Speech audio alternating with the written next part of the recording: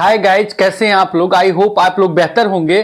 तो आज का हमारा टॉपिक है कि अगर आप बायो स्ट्रीम लेते हैं, बायोलॉजी लेते हैं, तो उसके बाद किस किस सेक्टर में जा सकते हैं, किस किस सेक्टर में, किस किस ब्रांच में आप अपना करियर बना सकते हैं।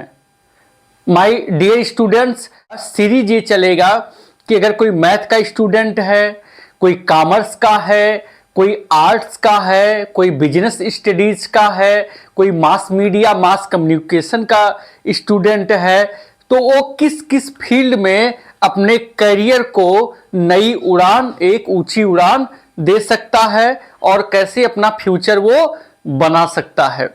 तो चलिए इसी क्रम में हम बात करते हैं बायोलॉजी के लिए।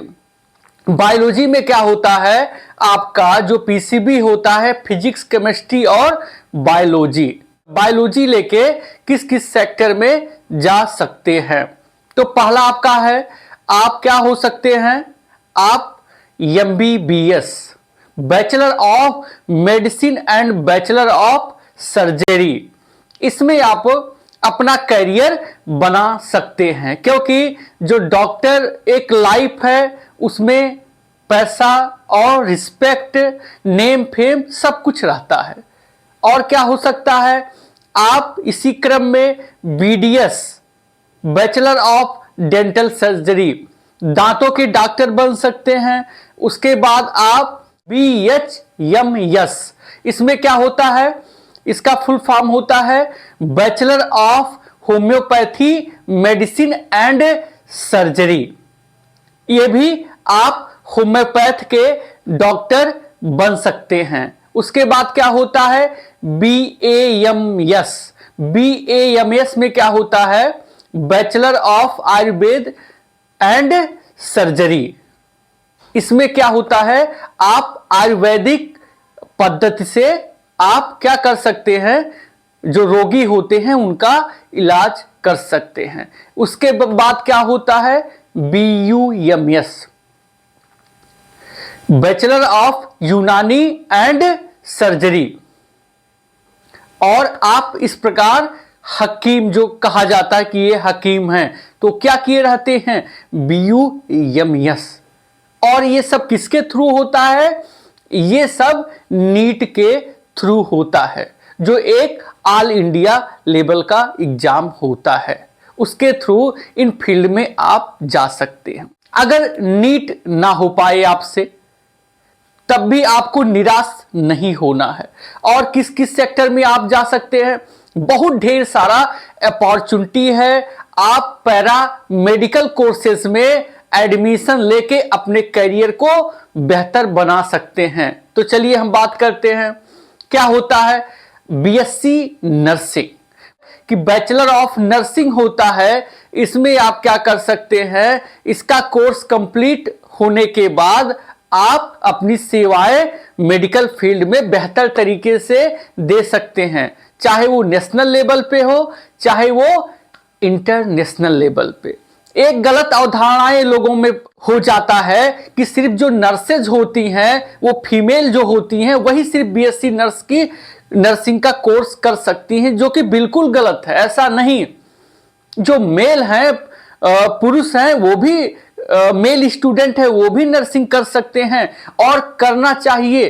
काफी ब्रॉड लेवल पे उसका अपॉर्चुनिटी होता है, चाहे वो गवर्नमेंट सेक्टर हो, चाहे वो प्राइवेट सेक्टर हो, सब जगह अपॉर्चुनिटी रहता है।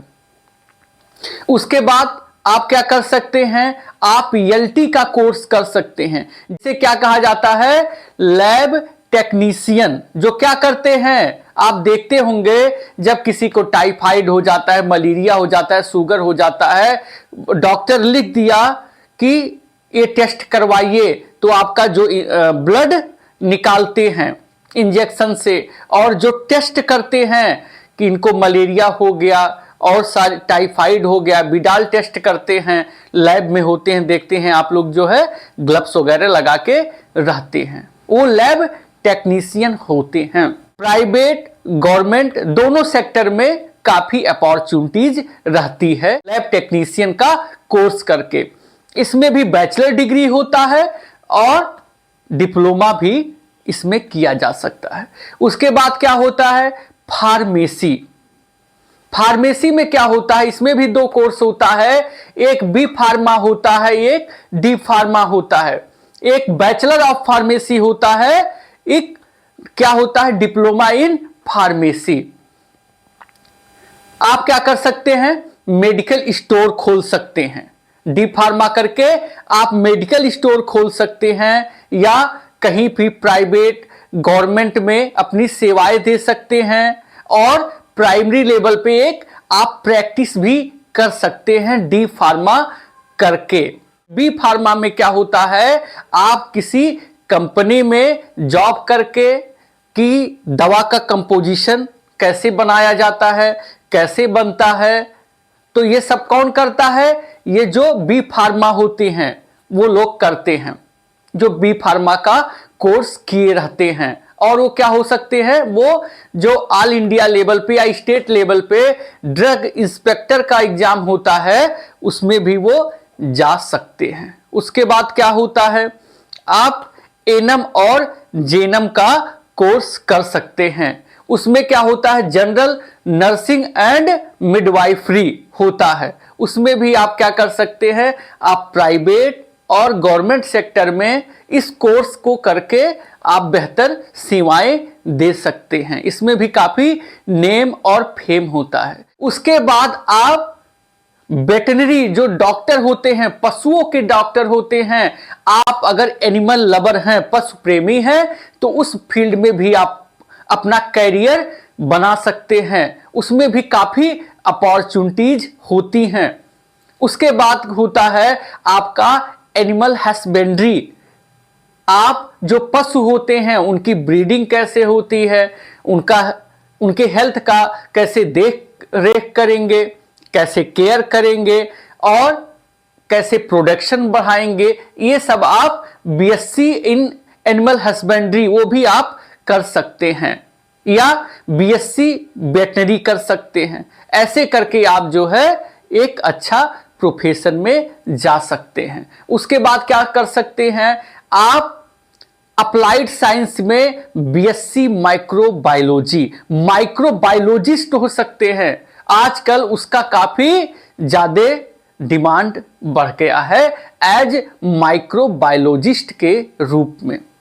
उसके बाद आप क्या कर सकते हैं, आप बीएससी बायोटेक्नोलॉजी कर सकते हैं। आने वाले समय में बीएससी बायोटेक्नोलॉजी का भी अच्छा खासा स्कोप हो गया है और आगे भी रहेगा, जिसमें क्या होता है कि जीन थेरेपी दी जाती है, इम्यूनोथेरेपी दी जाती है। अगर किसी के डीएनए में प्रॉब्लम हो गया या कहीं से एरर हो गया, त्रुटि हो गया, उस सेगमेंट्स में ज्वाइंट करके, कटिंग करके, ये जो बायोटेक्नोलॉजी के फील्ड के लोग होते हैं वो काम करते हैं। तो ऐसे ढेर सारे अपॉर्चुनिटीज हैं, पैरामेडिकल कोर्सेज हैं। और क्या कर सकते हैं आप, जैसे जो एक्सरे टेक्नीशियन होते हैं, एक्सरे वगैरह करते हैं अगर किसी के बॉडी में कोई फ्रैक्चर हो जाता है। वैसे ही वो क्या होता है, डिप्लोमा इन रेडियोलॉजी, जो रेडियोलॉजिस्ट होते हैं, एमआरआई करते हैं,